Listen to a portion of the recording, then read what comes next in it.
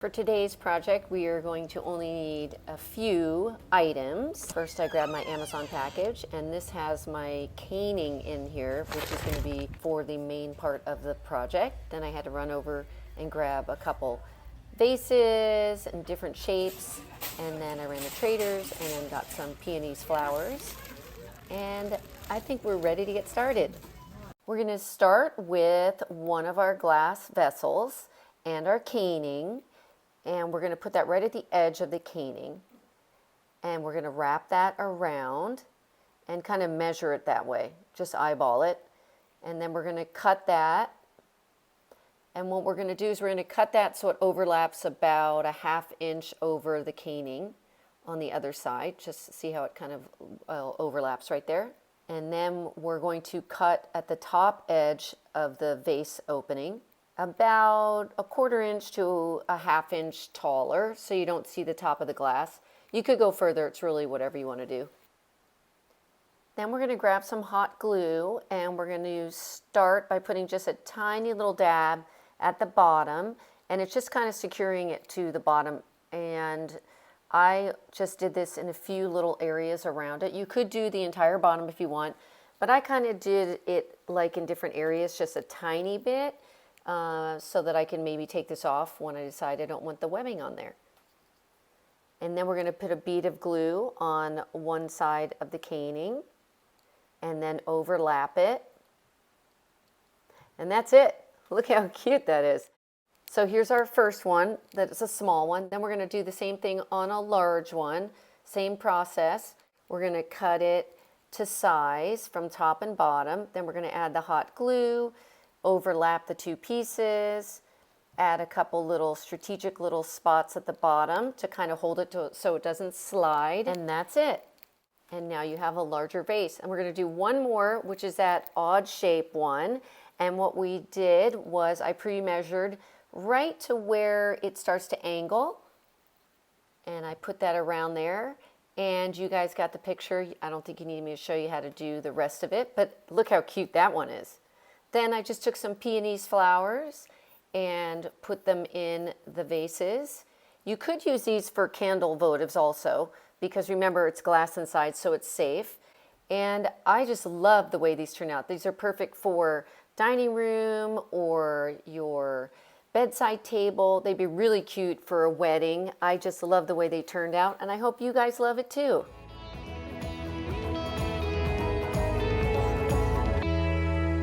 I'm going to show you how to dress up this simple, inexpensive glass vase. The first step is just to make sure this is really clean, so I'm just going to spray it down with some glass cleaner. To start with, I want to use some gold leaf adhesive. If you purchase a gold leaf kit, it's going to come with some adhesive and some sheets. Makes it really easy to just buy it as a kit. So I'm going to grab a small paintbrush and just add a little bit of this adhesive to the place that I want it on the vase.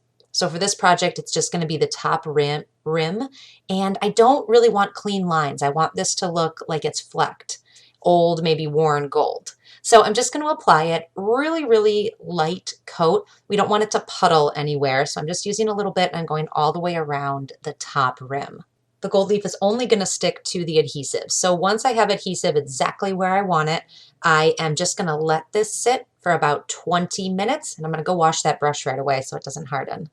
So it's been 20 minutes and this is clear now. If I touch it, it's a little bit tacky, but it's clear, so that's how we know it's ready. Now we're going to get out the gold leaf sheets.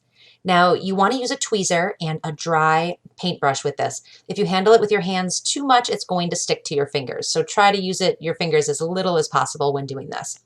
But I'm just going to tear off a sheet and start pressing it onto that dried adhesive. I can use the tweezer, the paintbrush, or even the tissue paper that it's on, the backing, to push it down really good. As I'm going along, I'm going to use the paintbrush, and it's going to pull away any of the excess that's not where I had the adhesive. Once all the adhesive is covered, I'm going to use that paintbrush to make sure all the excess is out of the vase, and I can throw that away, and then we're ready to move on to the next step. Now we're going to add some paint, but we're going to paint the inside of this vase. So I'm going to grab some newspaper and a little bit of tape and just protect the outside of the vase, because I actually don't want to get any paint on the outside. I am using a white chalk paint, spray paint, and I am going to spray the inside of the jar. So a few tips here. When you're spraying, you want to do really light coats. I'm going to use about 3 coats for this project and let it dry about 15 minutes in between coats. If you do too thick, you're going to get run marks and your paint is going to run on the inside. Also work in a really well ventilated area because this paint's going to kind of go everywhere here. So after a couple of coats, this vase is done, and it has the look of a white ceramic vase with a beautiful antiqued kind of rustic gold finish at the top. I am going to use this as a very simple centerpiece on my dining table. This works great with just some floral stems in it. Remember, since we decorated the inside of the vase, this doesn't hold water, but it can hold all kinds of stems and decorations. You can use this technique with gold leaf and spray paint on any kind of glass vase or vessel. My first step was going to my local thrift store to buy some inexpensive vases. I spent less than $10. Then I used Rust-Oleum chalk paint in linen white to paint my glass vases so they all looked the same. Now, because I'm in a very cold climate, spray paint was not an option being outdoors. So I had to hand paint these so I could keep them inside without the fumes. So I recommend, if you are in a warmer temperature, that you buy chalk paint, spray paint, and then go outdoors to spray paint your vases. But this is a viable option if you are in a colder climate. All right, so now that we have painted our vases that we got from Goodwill or any sort of thrift store, we're going to work on creating a base that is kind of like a clay look. So we're going to be using a chalky finish. I grabbed a Deco Art, and the color is called Restore. It has a matte finish, and it's gonna be, I think, the perfect clay appearance that we're looking for the vase. And I'm gonna be using some painter's tape as well as a foam sponge brush. So first we're gonna start by applying our painter's tape. I'm gonna be doing a pattern on the upper part of the vase. I just want to use the lower part and kind of the more curved part as like our clay portion. So we're just gonna apply the paint. Now the key with this one is I wanna make sure it's the same all the way around. So I'm just gonna make sure I press around the base of the bottom portion of the painter's tape just to prevent any bleed from happening. And we are gonna take our foam brush and our Restore Chalky Finish paint, and we're going to apply our paint. Now, hot tip, if you're trying to make this paint dry a little faster, if you're short on time, grab your blow dryer, or if you have access to a heat gun, that'll help. I'm gonna be using a little bit of this mounting spray just to help hold the stencil in place. Try and spray this outside so that you don't inhale any of the fumes. And I'll be right back as soon as I spray this. Okay, so now that this has been sprayed, I'm gonna start applying the stencil to where I want it on the vase. So I'm not following an exact formula. I'm kind of applying the eyeball it method. So I'm gonna apply a decent amount. Use my sponge brush. Dab it to make sure that I'm removing any excess. It's always easy to add more layers as opposed to applying too much and then dealing with bleed.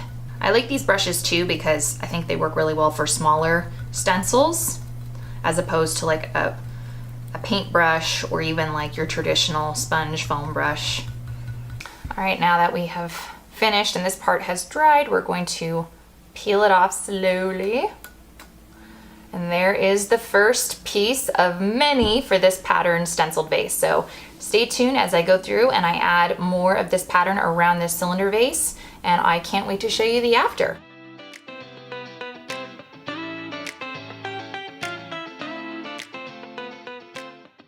All right, so now we're going to use a matte clear coat. Now that we've painted and stenciled the vase entirely and everything is dry, we're gonna paint this matte clear coat on it just to protect it so it doesn't get damaged.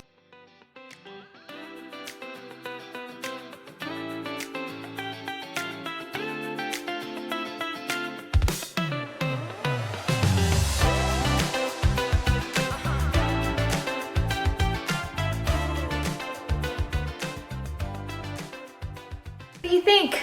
How did our Pottery Barn hack vases turn out? I'm pretty happy with how they turned out. I think they look really great. They were really easy to make. I think you could absolutely take some time to do this on a weekend. My name is Meredith. Thank you so much for watching Home Talk, and I will see you next time. Bye!